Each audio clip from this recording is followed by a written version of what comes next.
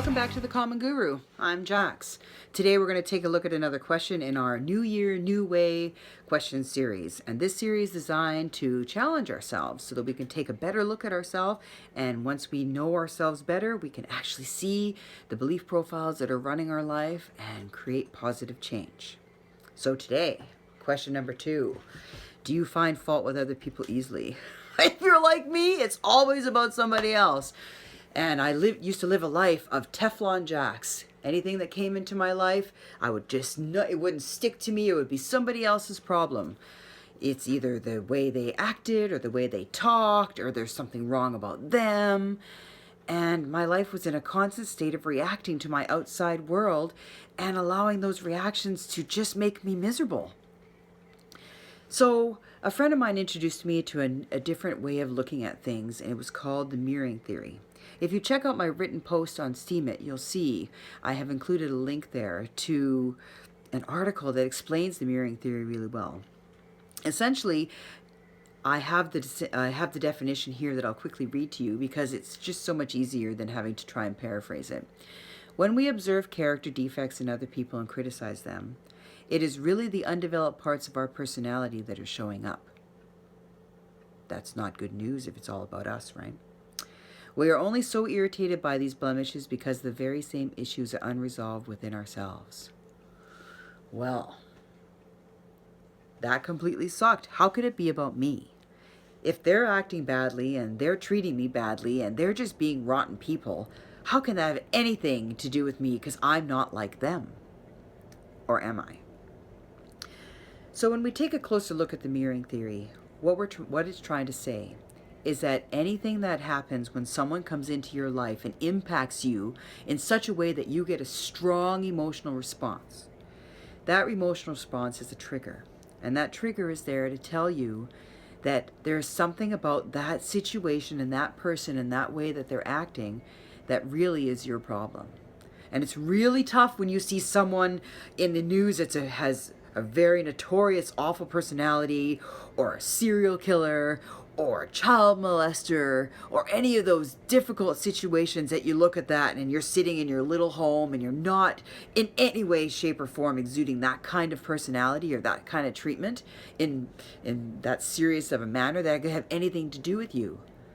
But if you're gossiping about someone, or you're treating someone in your life in a very negative way, and you're making someone compromise themselves, you're exuding the same energy towards that person, only maybe not in such a magnanimous way.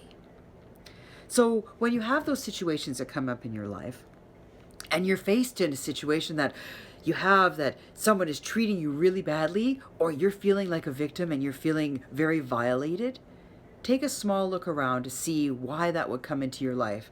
Because usually in a situation like that, if you're the victim in one case, you're the violator in another. And it's not going to be it's so easy to find out. And this is going to upset some people the way I'm talking, but it's true. I've had that in many, many, many, many cases where I've had someone treat me in a very poor way, and I realize that I actually exude the same behavior to somebody else.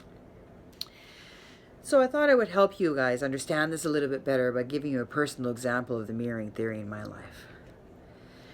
I had surrounded myself and in my family with people that talked to me in a very harsh manner. And it was crippling.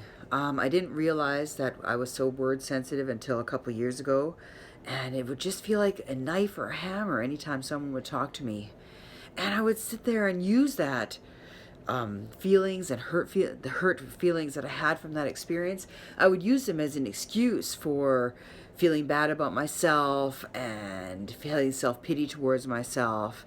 And I tried to distance myself from those people. And you know that old adage that, well, I'm just going to cut negative people out of my life. Well, when I started understanding the mirroring theory, I sat down and took a real good moral inventory of myself. And I looked and I saw that I was actually talking to my kids, my 2 boys, in a really harsh tone, and they were becoming very afraid of me. So here, in one hand, I was complaining about all these people that would talk to me in such a harsh way and treat me so badly, and I was such a victim in my adult life. When I turned around and looked into my situation with my kids and my parents, I was treating them in a very similar way. So when I started to actually work around what was going on with my kids, I wasn't so impacted by what was happening in the outside world, because I took it as an opportunity to learn about myself. If you have any other experiences like that where you've seen an action in someone else and you realize that it's an action within yourself, comment down below and maybe we could help each other to understand this mirroring theory better. Mirroring theory better. No. Thank you so much for joining us. Tomorrow we're going to post another question, and it's, do you often make mistakes in your work? That was a big one for me. I hope you join us tomorrow and find out how you can further understand yourself with these questions. Don't forget to check our description box down below, and you can see our links to Steemit, where you'll see a written version of this question and answer. And you can post your response there, or you can post your response down below on this YouTube channel. Have a great day, everyone. Take care. Bye.